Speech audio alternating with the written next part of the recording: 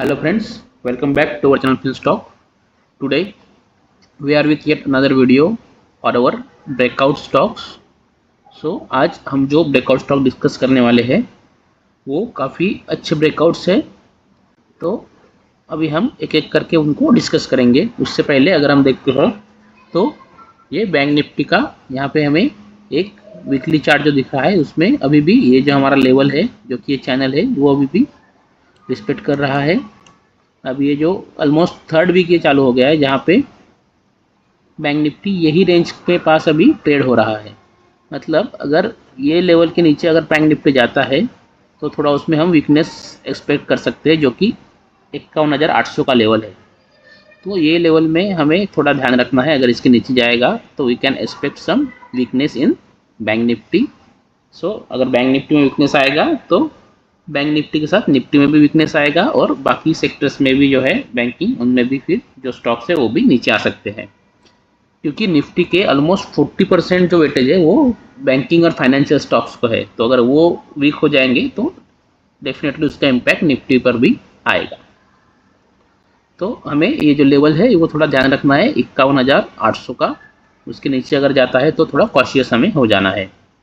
और ये जैसे कि हमने डिस्कस करते आ रहे हैं, अगर इसका ऊपर ब्रेकआउट देता है जो कि 53,500 का है तो मार्केट फिर नई ऊंचाइयों को छूने के लिए तैयार हो जाएगा। तो फ्रेंड्स, हम जैसे कि अभी जो ब्रेकआउट स्टॉक डिस्कस करने वाले हैं उसमें जो पहला स्टॉक है वो है ISMT। That is in this company is incorporated in 1977 and mainly engaged in manufacturing seamless tubes and engineering steel ये कंपनी बनाती है। तो अगर हम देखेंगे तो ये इसके प्रोडक्ट ऑफरिंग में आता है स्टील जो कि 22% कंट्रीब्यूट करता है। उसके बाद अगर हम इसके टोटल देखते हैं तो 78% ये बनाती है ट्यूब्स, और ऐसा इसका दो प्रोडक्ट्स है।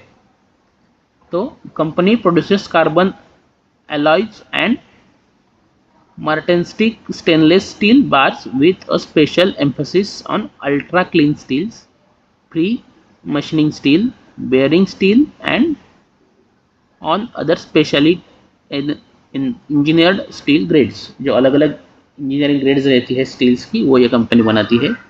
और ट्यूब्स अगर देखते हैं तो 78% ट्यूब्स में इसका जो है प्रोडक्ट है। तो it produces both hot finished as well as cold finished seamless tubes ranging in diameter from 6 mm to 273 mm। that is wide range है इसके पास। used in variety of applications such as manufacturing of auto component, bearing races, OCTG products, drill rods, boilers, heat exchangers etc। उसके लिए ये बनाती है। अगर geographical split इसका देखते हैं तो 88% इंडिया में है और 12% ये अपना प्रोडक्ट एक्सपोर्ट करती है।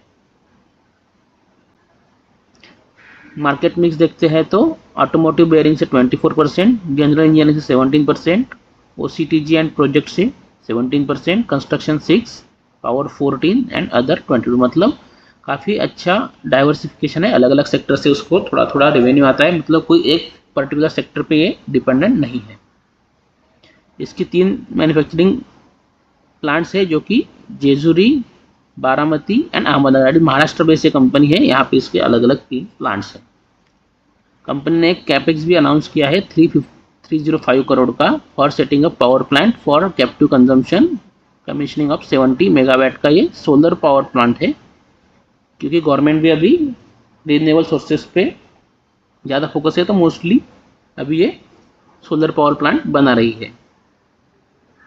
तो अगर हम देखते हैं तो कंपनी का जो मार्केट कैपिटलाइजेशन है वो 4,463 करोड़ है, जो कि एक स्मॉल कैप कंपनी है विद करंट मार्केट प्राइस 148। इसका 50 वीक हाई 150 है, जो कि 50 वीक हाई के पास लो ट्रेड हो रही है, और 68.2 52 वीक लो है। अगर हम इसका पी देखते हैं तो 23.8 है, इंडस्ट्री पी 27.9 है, तो इंडस्ट्री से सस्ती मिल रही है। प्रॉफिट ग्रोथ 114% है। Price to book ratio, price book value 54.4 है तो 2.73 है। इसके हिसाब से 2.73 price to book value ratio है। और ऑपरेटिंग प्रॉफिट मार्जिन 14% है और डेट टू इक्विटी है 10%। तो ये इसका ग्राफ सामने दिखता है। इसके जो पीयर्स है वो है रत्नमणि मेटल। सब ये जो कंपनीज है almost tubes and steel rods वगैरह बनाने वाली कंपनीज हैं। अगर हम देखते हैं तो इसका जो सेल्स है 2013 में 1600 करोड़ था, जो कि अभी 2600 करोड़ है। जो पहले लॉस मेकिंग थी, अभी धीरे धीरे प्रॉफिट मेकिंग की तरफ आ रही है कंपनी। लास्ट 3 साल से प्रॉफिट पोस्ट कर रही है। अगर हम देखते हैं इसका शेयर होल्डिंग पैटर्न, तो प्रमोटर के पास पहले 48% था, अभी उन्होंने काफ़ी अच्छा स्टेक एक्वायर किया। 75% के पास अभी उन्होंने अपने पास लिया है। F I eyes D I तो नहीं है, और बाकी जो है वो पब्लिक है। तो अगर हम अभी हम चार्ट पे जाके उसको देखते हैं ISMT को, तो हमें थोड़ा समझेगा कि हम इसे क्यों देख रहे हैं।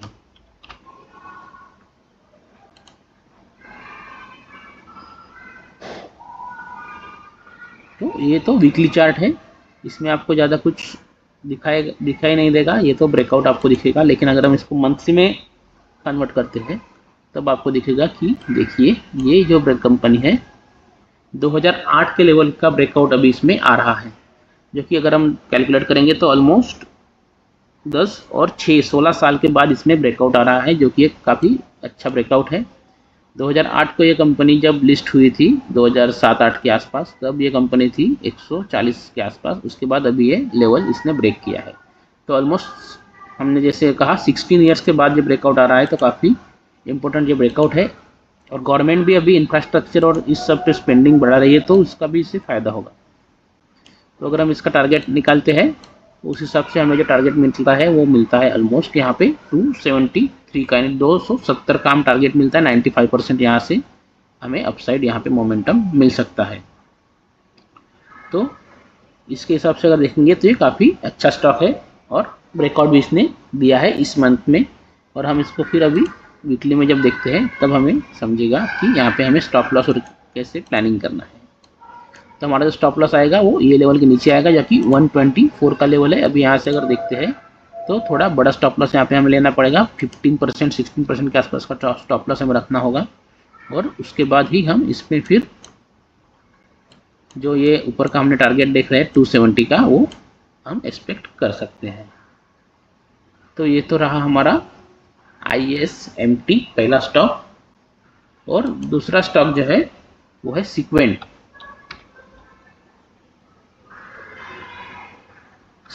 साइंटिफिक। ये हमारा दूसरा स्टॉक है। इसको भी हम अगर देखते हैं, थोड़ा इसका हम एनालिसिस कर लेते हैं फंडामेंटल। तो ये कंपनी जो है सीक्वेंट साइंटिफिक, ये भी 3632 करोड़ की कंपनी, जो कि स्मॉल कैप कंपनी है। ये कंपनी क्या करती है? It is the leading animal health company with presence of 5+ continent, that is 5 जो हमारे कॉन्टिनेंट्स है उसमें इसका प्रेजेंस है, और अक्रॉस 100 कंट्रीज में ये अपने प्रोडक्ट्स सर्व करती है। तो अगर हम देखते हैं तो इसका जो करंट प्राइस है 145, 156 इसका 52 हाई है, 86 इज द लो। और बुक वैल्यू जो 26 है, तो प्राइस टू बुक रेशियो 5.52 है, थोड़ा महंगा है अपने प्राइस टू बुक वैल्यू के हिसाब से। प्रॉफिट ग्रोथ 73% है, डेट टू इक्विटी 0.74 है। अगर हम देखते हैं तो इसके जो ये एक्चुअली फार्मास्यूटिकल कंपनी है, एनिमल जो प्रोडक्ट रहते हैं फार्मास्यूटिकल प्रोडक्ट, उसमें ये काम करती है। अगर हम इसका ईयरली स्टेटमेंट देखते हैं तो 327 करोड़ का सेल था, जो कि अभी 1300 करोड़ हुआ है, जो कि लॉस था पहले, अभी बीच में फिर प्रॉफिट हुआ था, अभी थोड़ा थोड़ा उसमें फिर से लॉस ये दिखाने लगी है। लेकिन हम उसको अगर देखेंगे तो टेक्निकली इसमें एक ब्रेकआउट आया है, इसके लिए हम इसको डिस्कस कर रहे हैं। कंपनी के प्रमोटर अगर देखते हैं तो 52% प्रमोटर होल्डिंग है, FIS के पास 6% है, DIS के पास है 7 to 8%, और पब्लिक के पास 33% है। तो काफ़ी अच्छा स्टेक FII, DI और प्रमोटर के पास है, तो हम इसे कंसिडर भी कर सकते हैं थोड़ा रिस्क लेके एज अ इन्वेस्टमेंट पर्पज़ के लिए। तो देखिए अगर हम यहाँ पे चार्ट पे आते हैं तो हमें दिखेगा इसका वीकली चार्ट है, और यहाँ पे एक head and shoulder type pattern यहाँ पे हमें बनता हुआ दिख रहा है। तो उसका यहाँ पे अभी ब्रेकआउट आएगा ऑलमोस्ट 145 के ऊपर या 150 के ऊपर, हम कहते हैं राउंड फिगर। तो जब ये ब्रेकआउट आएगा तब हम इसमें नई इन्वेस्टमेंट कर सकते हैं, और फिर हमें इसमें नए टारगेट जो मिलेंगे वो मिलेंगे। फर्स्ट टारगेट तो मिलेगा ये जो इसका रेजिस्टेंस लेवल था 36% का, और सेकंड टारगेट मिलेगा ऑलमोस्ट 100% रिटर्न के लिए हम इसमें इन्वेस्टमेंट कर सकते हैं। और अगर आप देखते हैं तो इसका RSI भी अभी लास्ट 1-2 वीक पहले ही 60 के ऊपर आया है, वॉल्यूम भी बढ़ रहे हैं अपना वीकली बेसिस पे। तो यहाँ पे अभी एक बड़े इन्वेस्टर्स का एक्यूमुलेशन इसमें चालू हुआ है, ऐसा नज़र आता है। तो हम इसको एज अ इन्वेस्टमेंट पर्पज भी देख सकते हैं, क्योंकि इसमें FIDIs का होल्डिंग भी काफ़ी अच्छा है। हमें स्टॉप लॉस इसमें रखना होगा, ऑलमोस्ट ये निकल के आता है 22-23% का, तो ये काफ़ी बड़ा स्टॉप लॉस हो जाता है। तो हम इसको 15% के आसपास भी रख सकते हैं, जो कि ये कैंडल जो है इसके लो पे, और उसके हिसाब से फिर हम हमारा जो फर्स्ट टारगेट है वो 33% के आसपास, और सेकंड टारगेट जो है वो 100% के आसपास है। तो फ्रेंड्स, आप हमारे वीडियोस तो देखते हैं, लेकिन इसको लाइक करें, अपने दोस्तों के साथ शेयर करें, उसी के साथ चैनल को सब्सक्राइब करके बेल नोटिफिकेशन दबा दीजिए, ताकि नए वीडियोस के अपडेट आपको तुरंत मिल जाएंगे और आप फिर अपडेटेड रहेंगे। तो अभी के लिए इतने फ्रेंड्स, थैंक यू।